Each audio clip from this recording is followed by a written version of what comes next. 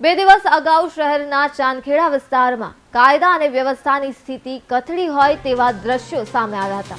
ચાંદખેડા વિસ્તારમાં ગેંગવોરનો કિસ્સો પ્રકાશમાં આવ્યો હતો, જેમાં એક વ્યક્તિની હત્યા કરી દેવામાં આવી હતી। આ સમગ્ર મામલે અમદાવાદ ક્રાઇમ બ્રાન્ચ દ્વારા 8 આરોપીની ધરપકડ કરવામાં આવી હતી।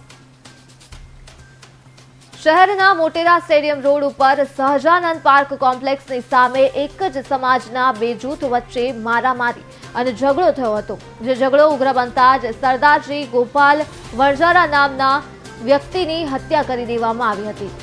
ઉપરાંત અન્ય 3 વ્યક્તિઓ ગંભીર રીતે ઇજાગ્રસ્ત થયા હતા અને આ સમગ્ર મામલે આ ઘટના સાથે સંકળાયેલા 8 આરોપીની અમદાવાદ ક્રાઇમ બ્રાન્ચ દ્વારા ધરપકડ કરવામાં આવી છે, જેમાં હંસાજી ઉર્ફે હસમુખ, વિષ્ણુ વણજારા, મોતીજી વણજારા, કમલેશ ઉર્ફે રાકેશ, રણજીત ઉર્ફે ગોટલી, રમેશ ઉર્ફે કાળુ, પવન વણજારા અને અરવિંદ વણજારા સામેલ છે। અમદાવાદના ચાંદખેડામાં હત્યાનો મામલો સામે આવ્યો, જ્યાં હત્યાના મામલે 8 આરોપીની ધરપકડ કરવામાં આવી છે અને વિડીયોમાં કમેન્ટ કરવા જેવી ન જેવી બાબતે ખૂની ખેલ ખેલાયો છે।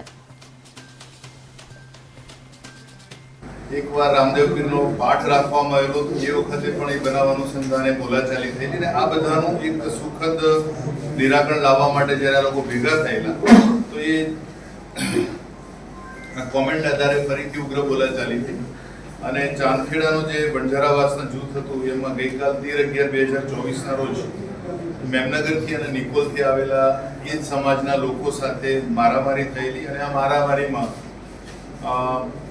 સરદારજી ગોપાલજી વણજારા ઈજાના કારણે મૃત્યુ પામેલા અને અન્ય 3 લોકોને ખૂબ જ ગંભીર ઈજા પહોંચેલી।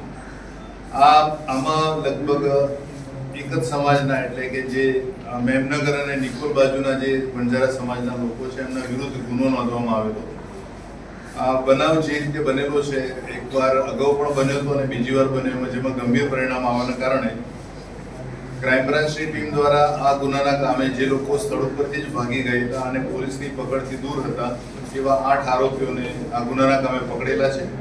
આ આરોપીઓનો સંબંધિત બનાવ જે સંબંધે બન્યો એ વખતના સીસીટીવી ફૂટેજ, જે તે વખતે નજરે જોનાર સાક્ષીઓ અને એ જે ઝઘડો જે પ્રકારે બનેલો હતો એ સીસીટીવીમાં કેદ થયેલો હોવાના કારણે વેરિફિકેશન બાદ આ 8 આરોપીઓને આજરોજ ક્રાઇમ બ્રાન્ચ દ્વારા અટક કરવામાં આવેલા છે અને આગળની વધુ તપાસ અર્થે ચાંદખેડા પોલીસને સોંપવામાં આવેલા છે। સાહેબ, જે ગોપાલની હત્યા થઈ, જે મોત નીપજ્યું, એમાં 8 લોકોમાંથી કોનો રોલ? આજે પકડાયેલા છે આરોપીઓ એમાં જે છે હંસાજી ઉર્ફે હસમુખ, વિષ્ણુજી વણજારા, મોતીજી વણજારા, કમલેશ વણજારા, રણજીત ઉર્ફે ગોટલી, રમેશ ઉર્ફે કાળુ અને પવન વણજારા અને અરવિંદ મેરાજી વણજારા। એમાં આ જે સરદારજી ગોપાલજી વણજારાને મારવામાં મુખ્યત્વે હંસાજી, વિષ્ણુ અને મોતીજીનો ભૂમિકા છે।